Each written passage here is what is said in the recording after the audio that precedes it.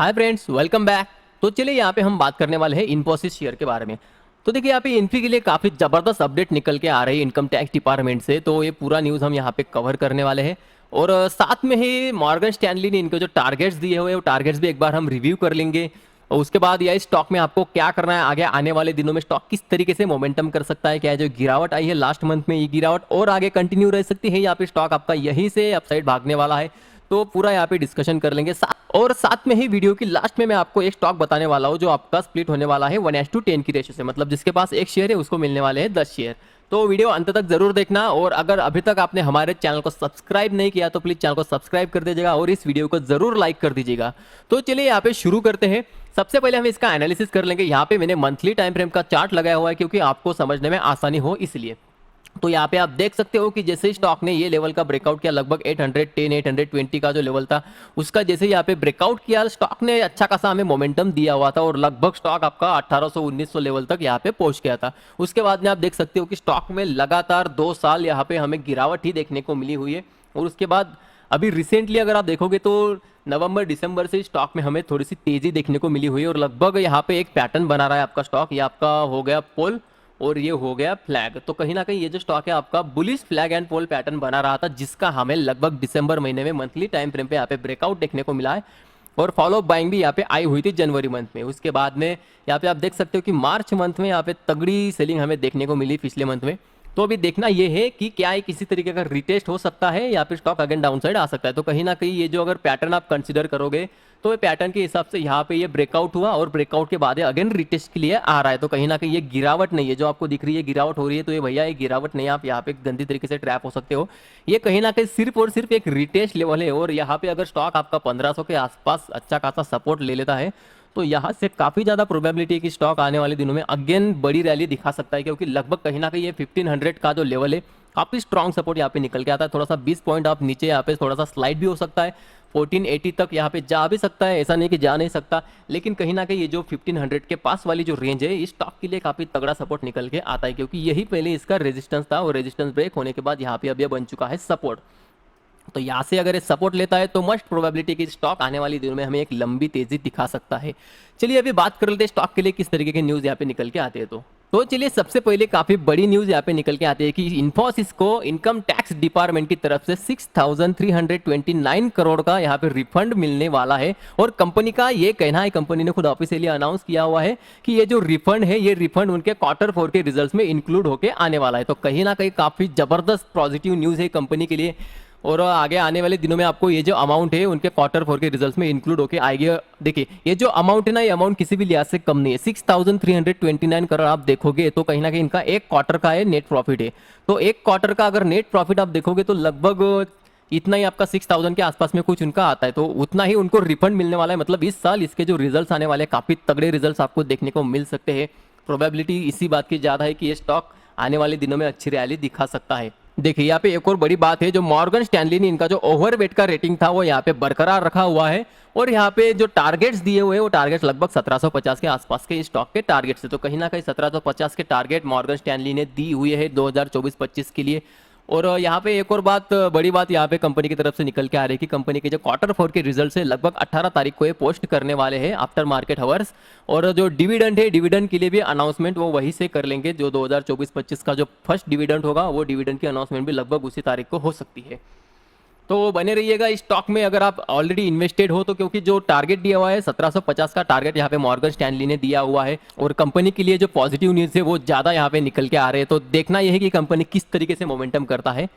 तो चलिए अभी इसका थोड़ा सा हम फंडामेंटल एनालिसिस कर लेंगे। तो यहाँ पे आप देख सकते हो कंपनी की जो मार्केट कैप है लगभग 6,22,755 करोड़ की एक कंपनी है। तो लार्ज कैप कंपनी है, काफ़ी तगड़ी इसकी मार्केट कैप है। और स्टॉक का पी अगर आप देखोगे तो 25 पे ट्रेड कर रहा है। तो यहाँ से कुछ ओवरबॉट जोन वगैरह ऐसा नहीं है, ठीक ठाक यहाँ पे पी है। और आप एक बार देखोगे तो रिटर्न ऑन कैपिटल एम्प्लॉयड और रिटर्न ऑन इक्विटी, भाई साहब क्या तगड़ी यहाँ पे रिटर्न ऑन इक्विटी है। रिटर्न ऑन कैपिटल एम्प्लॉयड लगभग 40.50 है और रिटर्न ऑन इक्विटी 31.8 है। तो काफ़ी ज़बरदस्त यहाँ पे रिटर्न ऑन इक्विटी है। और बुक वैल्यू आप देखेंगे 193 है, तो अच्छी है। और उसके बाद में आप देख सकते हो डिविडेंड यील्ड भी लगभग 2.5% के आसपास का डिविडेंड भी दे देता है। फेस वैल्यू 5 की है, इसका मतलब है स्टॉक 1:5 आने वाले दिनों में स्प्लिट भी हो सकता है। तो स्टॉक यहाँ पे फंडामेंटली मुझे कुछ दिक्कत नहीं नज़र आ रही। अभी हम इसका थोड़ा सा फाइनेंशियल ट्रेंड देख लेते हैं। तो देखिए इनका जो रिवेन्यू इनका लगभग एवरी ईयर यहाँ पे इंक्रीज हो रहा है। आप देख सकते हो कोरोना के टाइम पे भी इंक्रीज हुआ था और लगभग 21, 22, 23 यहाँ पे अच्छी खासी हमें बढ़त देखने को मिली रिवेन्यू में। उसके बाद में आप देख सकते हो नेट प्रॉफिट, तो नेट प्रॉफिट भी यहाँ पे ईयर ऑन ईयर इंक्रीज ही हो रहा है। तो यहाँ पे हमें अच्छी खासी बढ़त देखने को मिल रही है, ईयर ऑन ईयर इनका नेट प्रॉफिट भी इंक्रीज हुआ है।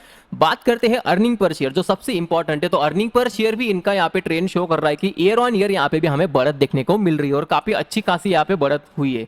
ऐसा नहीं कि बढ़त नहीं हुई, अच्छी खासी यहाँ पे बढ़त हुई है। उसके बाद में बुक वैल्यू पर शेयर अगर आप देखोगे तो ये भी आपका ईयर ऑन ईयर इंक्रीज ही होता हुआ दिख रहा है और लगभग अभी 183.70 पे यहाँ पे ट्रेड कर रहा है। अभी आप देख सकते हो रिटर्न ऑन इक्विटी, तो रिटर्न ऑन इक्विटी का जो ट्रेंड है ये भी आपको लगभग पॉजिटिव ही दिखाई रहा है। तो यहाँ पे हमें कुछ भी दिक्कत नहीं दिख रही है फाइनेंशियल में।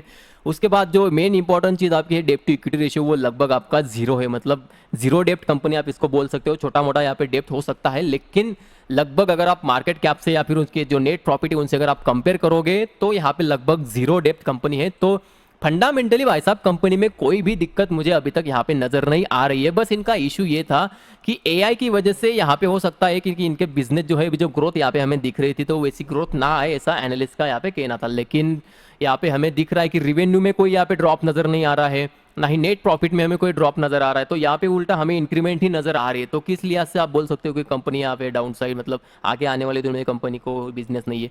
कंपनी जो है सेमीकंडक्टर सेक्टर में भी यहाँ पे एंटर कर चुका है, तो बड़े बड़े डेवलपमेंट्स कंपनी के अंदर हो रहे हैं और आगे आने वाले दिनों में ध्यान रखना है। कंपनी अगर आप यहाँ पे टेक्निकल एनालिसिस के हिसाब से भी जाओगे तो ये जो पैटर्न है मंथली टाइम फ्रेम पे बंद रहा हुआ पैटर्न है और कोरोना के टाइम से जो तेजी चली हुई थी वो तेजी लगभग अभी यहाँ पे स्टॉप होती हुई दिखी थी हमें 1900 पे, और उसके बाद में एक पैटर्न बना, पैटर्न का यहाँ पे ब्रेकआउट हुआ और अभी ये रिटेस्ट हो रहा है। तो हो सकता है लगभग इसका शॉर्ट टर्म बॉटम है। ये जो रेंज है यहाँ पे 1450 1460 और यहाँ से जो 1500 की जो रेंज है, ये रेंज में यहाँ पे स्टॉक अगर अच्छा सपोर्ट ले लेता है तो ये वापस अपसाइड भाग जाएगा और अपसाइड अगर ये भागेगा तो वापस ये रेंज में कभी वापस आएगा बोल ही नहीं सकते। एक बार स्टॉक यहाँ से निकल जाए तो ये कभी वापस ये रेंज में नहीं आएगा। बाकी यहाँ पे फंडामेंटली कोई कंपनी में दिक्कत बिल्कुल भी नहीं है। तो चलिए अभी हम इसके बात कर लेते हैं शेयर होल्डिंग पैटर्न के। तो देखिए प्रमोटर के यहाँ पे किस तरीके का ट्रेंड आपको देखने को मिल रहा है। तो प्रमोटर ने यहाँ पे अगर आप 2021 से कंपेयर करोगे तो यहाँ पे होल्डिंग बढ़ाई हुई है और 2022 से अगर आप थोड़ा कंपैरिजन करोगे तो यहाँ पे थोड़ी सी इन्होंने होल्डिंग अपनी घटाई हुई है। तो ज़्यादा नहीं घटाई है, थोड़ी सी घटाई हुई है, उतना कुछ यहाँ पे इम्पैक्ट नहीं पड़ने वाला। और प्रमोटर की होल्डिंग अभी लगभग 14.78 है, लगभग कम है। आप बोल सकते हो कि 75% प्रमोटर की होल्डिंग होनी चाहिए, तो 50% से ज़्यादा अगर प्रमोटर की होल्डिंग है तो अच्छा रहता है कंपनी के लिए। तो यहाँ पे अच्छा किस हिसाब से है, तो यहाँ पे आप देख सकते हो कि कंपनी की जो मार्केट कैप है, ऐसा नहीं कि कंपनी कुछ पेनी स्टॉक वगैरह है, तो कंपनी ऑलरेडी लार्ज कैप है, अच्छा खासा यहाँ पे मार्केट कैप है। तो मार्केट कैप के हिसाब से ऐसा मैंडेटरी नहीं है यहाँ पे कि प्रमोटर के पास इतनी होल्डिंग होनी ही चाहिए। अगर ना भी है तो कोई दिक्कत नहीं, क्योंकि कंपनी ऑलरेडी काफ़ी बड़ी है। ऐसा नहीं है कि छोटी कंपनी को जिसको प्रमोटर की होल्डिंग काफ़ी ज़रूरी है। बाद में बात करते हैं यहाँ पे एफआईएस की। तो एफआईएस का अगर आप ट्रेंड देखोगे तो एफआईएस ने भी यहाँ पे खरीदा हुआ है मार्च 2021 से कंपेयर करोगे तो, और दिसंबर 2022 से अगर कंपेयर करोगे तो एफआईएस ने बेचा हुआ है लगभग अच्छा खासा क्वांटिटी भी इन्होंने बेचा हुआ था जून 2023 तक। तो यहाँ से अगर आप देख सकते हो इनका ट्रेंड जून 2023 से इन्होंने यहाँ पे बाइंग शुरू करी है और लगभग एवरी क्वार्टर में इनकी जो होल्डिंग है इंक्रीज होती हमें दिख रही है। बाद में देखते हैं यहाँ पे डीआईएस का क्या है। डीआईएस की लगभग 35% की अभी फिलहाल होल्डिंग है और इनका जो पीक था लगभग अगर आप देखोगे तो यहाँ पे हमें इंक्रीमेंट ही देखने को मिल रहा है। मार्च से भी अगर आप कंपेयर करोगे, 2021 से भी कंपेयर करोगे या 2022 से कंपेयर करोगे तो ईयर ऑन ईयर इनकी जो होल्डिंग है यहाँ पे स्टॉक में बढ़ती जा रही है। तो कहीं ना कहीं डीआईएस इस स्टॉक को खरीद रही है और अभी लगभग 35.51 मतलब इसका ये अभी पीक है। तो अपनी पीक होल्डिंग पे अभी डीआईएस बैठा हुआ है। उसके बाद में आप देख सकते हो गवर्नमेंट की होल्डिंग 0.20 है, पब्लिक की होल्डिंग 15.52 है। तो पब्लिक ने यहाँ पे बेचा हुआ है जून 2023 से, मतलब पब्लिक ने बेचा, एफआईएस ने खरीदा। तो पब्लिक ने अगर आप देखोगे यहाँ पे तो पब्लिक ने कहाँ पे बेचा है, आप देखिए जून 2023 अगर आप यहाँ पे देखोगे तो जून 2023 मतलब जब इस स्टॉक ने अच्छा खासा ट्रेंड यहाँ पे शुरू किया अपसाइड का, तब ये ट्रेंड में पब्लिक ने बेचा है और एफआईएस ने खरीदा है। आप समझ सकते हो, एफआईएस ने खरीदा इसलिए अपसाइड में आया था और पब्लिक ने बेचा हुआ था। तो एफआईएस ने यहाँ से खरीदना शुरू किया है, तो कहीं ना कहीं ये स्टॉक का ये आप बॉटम बोल सकते हो और अभी ये अप ट्रेंड में है। ऐसा नहीं कि ये एक रेड कैंडल लग गई मतलब यहाँ से रिवर्स हो जाएगा, बिल्कुल भी नहीं। ये जो बड़ा चैनल था इस चैनल का यहाँ पे ब्रेकआउट हुआ है और डीआईएस आपका ऑलरेडी जो होल्डिंग है ईयर ऑन ईयर इनकी होल्डिंग बढ़ती ही जा रही है। तो यहाँ पे थोड़ा सा हमें ध्यान देना होगा कि इस स्टॉक में अगर आप देखोगे तो एफआईएस डीआईएस खरीद रहे हैं, प्रमोटर थोड़ा सा बेच रहे थे और पब्लिक जो है पब्लिक थोड़ी बेच रही थी। तो कहीं ना कहीं ये स्टॉक आने वाले दिनों में मेरे हिसाब से और ज़्यादा बढ़ सकता है, क्योंकि यहाँ पे अभी भी इनका जो ट्रेंड है ना, ट्रेंड बाय साइड में ज़्यादा है।